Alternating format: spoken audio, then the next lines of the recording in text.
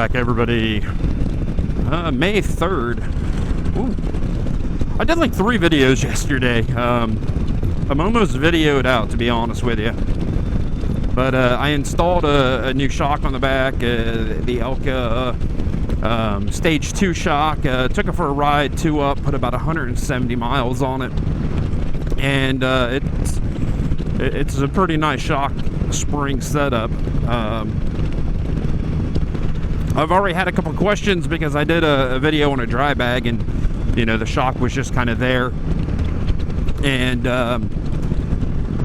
so let's talk about what a shock and spring does, and then we'll go into why I changed it and why did I change it. So for you that don't know, when you buy a rear shock for the Can-Am Spyder, most of the time it comes with the shock and the spring. So if I say shock as an assembly, it's the shock and the spring. Normally there are 2 separate pieces that you can buy separately, and you can buy a separate spring. I've seen it. I think it might be Ibach or something like that makes it, so you can still use the factory shock.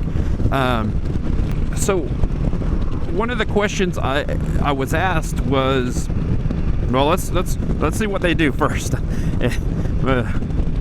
Brain bad. So we'll start with the coil spring, and this goes with any vehicle out there, any motorcycle, any car, any Spyder. The coil spring supports the weight of the vehicle. It holds the vehicle up, keeps it in the right position that it needs to be in when you're riding down the road. What the shock does is it controls the oscillations of the coil springs and holds the tire on the ground so you have traction. So the spring holds the vehicle up, and if you didn't have a shock, you'd just be going down the road, da-dun, da-dun, da-dun, da-dun. So then that shock controls the bounce of the coil spring. And together they work really good. And when you have, say, a soft shock, you'll go over a bump and you might get a little bit more travel out of the rear than normal. You know, before it would go dun, dun, and now it goes boom, boom. So why I changed mine was, number one, it was soft again. I could go over a dip and I'd really get a lot of travel in the rear. The main purpose I changed it is I didn't mind the 2-up shock from BRP, how I ride when it's just me, but we want to get the daughter out of the house a lot more this year. We want to get her to see things, and she wants to experience all of that, or most of that, on the Spyder. And since she wants to experience this on the Spyder, that occasional 2-up shock assembly was just, it was too soft. And with both of us on it, even smaller bumps, we were bottoming out to where the tire was actually making contact with the Spyder. And I have a little video where I kind of installed the shock and what you need to do it, and you can see where the Spyder definitely was bottoming out. So the Stage 2 shock, how they do it is they have a lighter spring and then they have a heavier spring, and they're stacked on top of one another, which is really nice because then, you know, as you're just riding down a road like this, that softer spring really soaks up a lot of the bumps. And then once you start throwing the Spyder around, I'm assuming, and you get more travel out of it, or you start throwing weight on it, then it will actually start using that second spring. And off-roaders have been doing this forever and ever and ever, so it's really cool to see this shock like that. So that's why I finally upgraded to the shock, and so far I like it. It is a little stiff right now, so I need to, you know, it's fully adjustable, so I'll just back it off a couple clicks and go for a ride and see if I like it there. But it's very close right now to how the Fox shocks on the front of this thing are. So then I had a question, and the person asked me, well, can you carry more weight with that shock assembly? And that's not what it's intended for. You know, BRP comes out and says your Can-Am Spyder can hold, last I heard it was like 460 pounds. It might be 500, you know, let's just say 500 pounds. Your your Can-Am Spyder can hold 500 pounds, and that's just the number I kind of made up. Well, you can upgrade that shock and shock assembly with a better spring to help support the weight, but that doesn't mean you can put more weight on your Spyder. You know, you never want to put more on your Spyder than what the Spyder is designed to do, because then you're going to be affecting other things, not only the rear shock, but the front shock, the brakes. You know, so don't think that, oh, I need to put 700 pounds on my Spyder, I'm going to get this, and now the Spyder can do it. You know, you're still maxing out the gross vehicle weight of the Spyder. But upgrading to a shock assembly like what I did, what it's going to do, you know, if we're pushing that limit, and I'm pretty sure we're going to be pushing that limit with this thing loaded up, you know, the front full, both saddlebags full, and then I got a new shelf with a dry bag that I'm going to put on it, and then 2 up, you know, we're going to be right there, if not a little over. And this shock assembly is going to help control that weight better. You know, you never want to go over the gross vehicle weight that is on this from BRP. But with the shock upgrade, it's going to handle that weight a lot better than any factory shock that's, you know, I don't know, if you're 100 to 150 pounds, I think the OE shock would be very adequate. You know, if you're pushing 180, 250, depending on how you ride, you can see a big improvement with upgrading the shock.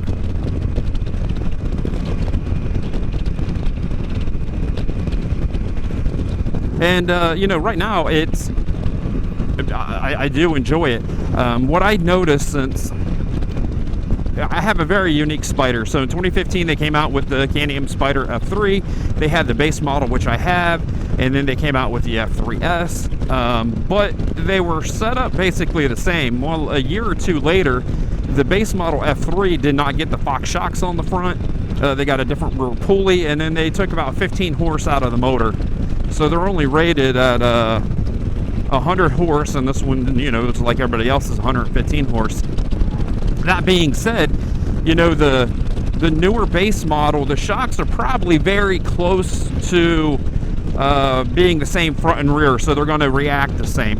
Well, with this one, with the Fox shocks in the front, and then the BRP, I think it's a sack shock in the rear, you know, the front handled differently than the rear. The rear was always softer. It was always softer than the front. So now with this new shock assembly, how the front handles bumps is about how the rear handles bumps. So it makes for a more controllable ride. You know, whatever the front end's going to do, the rear end's going to do. It's not going to be, okay, the front end, I'm going over this, and it's going to control it quite nice, and the rear, I'm going to bounce through it. You know, as it is right now, they're really close to being set up the same, with the Fox Podium 2s on the front and then the Stage 2 in the rear. You know, so I'm happy. You know, I got to take a couple clicks out of the adjustment just to soften it up just a tad. And,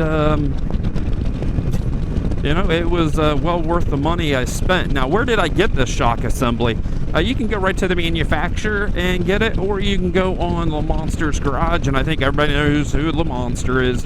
All you gotta do is Google Le Monster, and it'll come up with his shop's address. You get a hold of them, and it's quite nice. They send you a form, or it's online. Oh, itchy forehead, and you fill out, you know, your weight. How often are you going to be 2 up, and your riding preference. So they have a touring one, they got a sport touring, and then they got I do believe just straight sport. Since I like to ride a little quicker, but I also like comfort, I went ahead and went with the sport touring.